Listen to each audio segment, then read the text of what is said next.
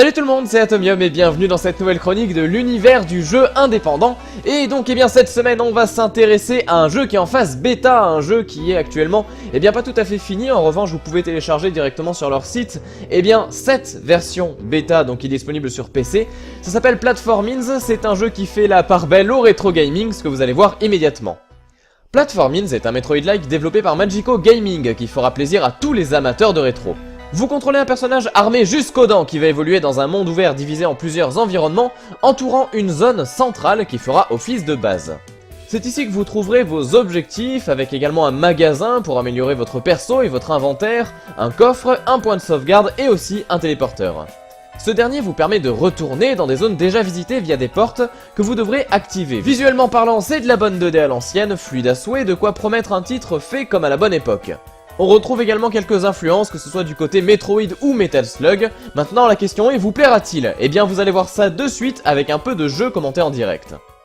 Alors nous voici ici dans la base principale de notre aventure. Alors ici vous avez plein de choses, je vous l'ai dit, donc le magasin qui est ici, vous avez aussi le point de sauvegarde, vous avez un plan en bleu qui correspond au plan du vaisseau ou en tout cas du robot que vous devrez construire pour pouvoir remonter visiblement à la surface, vu que nous sommes dans des souterrains. Vous avez aussi le fameux téléporteur et enfin un coffre, sur la gauche une autre zone mais je vais en parler juste après. Pour le moment ce que je vous propose c'est que vous voyez directement comment se décompose ce jeu. Alors ici on voit de vastes zones, de vastes endroits, on va repartir du début, voilà comme ça c'est fait. Et donc déjà voilà, j'avais le choix entre plein de zones ici, vous le voyez ce sont que des portes auxquelles j'aurais pu accéder. Mais on va attaquer ici par le commencement. Et donc avec la touche Alt ici je peux tirer, avec la touche espace je peux sauter, bien évidemment tout ça c'est configurable. Je vous l'ai dit, il y a donc la possibilité de faire de la plateforme pure et dure comme dans un Metroid. Sauf que là voilà, c'est du quintuple saut, donc on a la possibilité de faire 5 sauts d'affilée. Vous voyez c'est assez impressionnant. Et donc du coup ça donne accès à des zones assez éloigné et du coup ça vous demande quand même pas mal de skill des fois, il y a des choses assez compliquées à faire. En plus de ça vous avez des ennemis sur la carte donc que vous allez devoir affronter un petit peu comme dans un Metal Slug par exemple. Donc là c'est ce qu'on va faire, vous voyez je récupère au passage quelques... Oula quelques petites...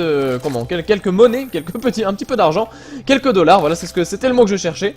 Et donc aussi autre indication sur l'écran vous voyez l'espèce d'aura bleue qu'il y a autour de moi.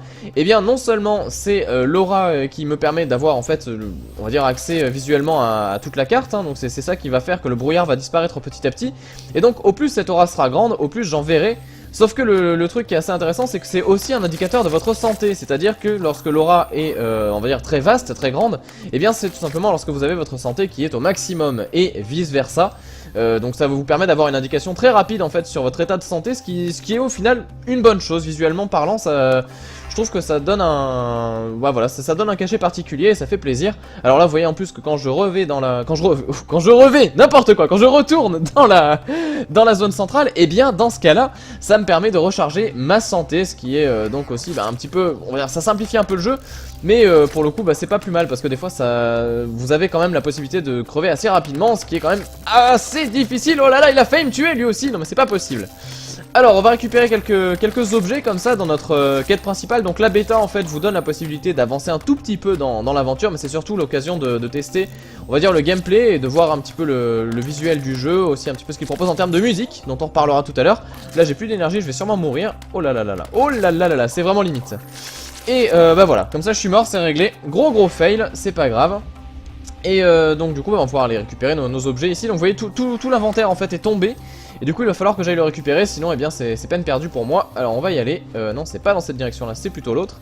Et donc oui, dans cette bêta on vous propose de récupérer 2 canons à blocs. Alors ces canons à blocs sont des blocs qui vont permettre de reconstruire le fameux le fameux robot de tout à l'heure. Et donc vous allez devoir en récupérer un certain nombre. Et donc dans cette bêta vous pouvez en récupérer 2 au total. Alors je vais retourner comme ça dans la zone principale et vous montrer donc quelques petites choses. Donc ici déjà dans un premier temps vous voyez qu'il y a plusieurs armes, plusieurs types d'armes. Donc on vous donne à chaque fois des indications sur ce qu'elles proposent. Alors là par exemple je viens de récupérer un shotgun, donc on va pouvoir équiper ici. Vous avez 4 types d'armes au total avec le bazooka aussi et donc la mitraillette. Vous pouvez aussi récupérer quelques objets qui vont vous redonner de la vie, ou alors ne serait-ce que des matériaux et tout ça. Là j'ai un chapeau, tiens allez on va mettre le chapeau, voilà, comme ça on aura encore un petit peu plus la classe, ou un peu moins, je sais pas, ça dépend. Et donc voilà, donc cette zone à gauche qui est la zone dans laquelle vous allez pouvoir reconstruire votre fameux robot. Donc vous voyez qui est symbolisé en fait par des blocs, donc de différentes couleurs.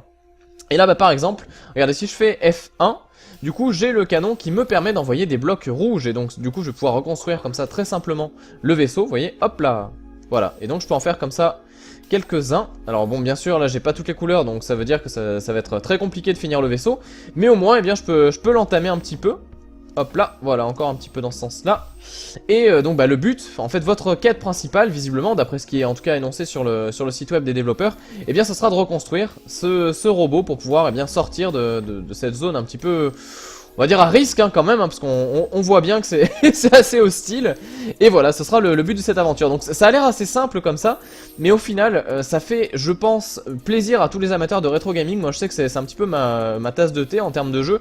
Et pour le coup, bien là, voilà, on retrouve un peu ce qu'on pouvait apprécier dans certains Metroid-like. Alors c'est vrai que ça n'a pas la profondeur d'un Metroid, hein, faut pas non plus déconner. Mais pour le coup, ça propose une alternative qui est, on va dire, bah voilà, assez plaisante à parcourir. Le jeu pour le moment est donc disponible gratuitement, en tout cas la bêta est gratuite, à voir si la version complète sera payante. Là pour le coup je n'ai pas d'infos à vous donner là-dessus. Je l'espère en tout cas que le jeu sera gratuit. Maintenant voilà, si c'est payant, si c'est à un moindre prix, je pense que ça peut être une bonne alternative à tous les gens qui aiment les Metroid-like comme je l'ai dit. Et donc pourquoi pas, eh bien vous lancez vous aussi dans l'aventure. Alors pour ce qui est des qualités et des défauts de ce jeu, pardon, je vous laisse seul juge. Mais le seul truc que j'aimerais pointer, qui n'a pas été finalement mis en évidence dans cette vidéo, c'est la musique qui est assez... voilà, c'est assez moyen on va dire, hein. C'est des reprises de thèmes de musique classique, donc là jusque là c'est tout à fait louable et il n'y a aucun souci, hein. J'aime bien aussi la musique classique. Le problème étant, bah voilà quoi, c'est souvent des musiques qui vont être très répétitives et surtout eh bien qui vont vous casser la plupart du temps les oreilles parce que souvent mal adaptées et donc... d'un goût assez particulier on va dire. Donc bon pour le moment c'est en l'état, après à voir si ça va changer par la suite. Voilà, de toute façon voilà, je vous laisse seul juge, vous êtes les seuls à savoir si ça vous plaira ou non. Je vous laisse une petite démonstration de cet audio donc pour cette fin de vidéo. Et je vous dis un très très bon week-end à vous et à la semaine prochaine. Allez salut tout le monde!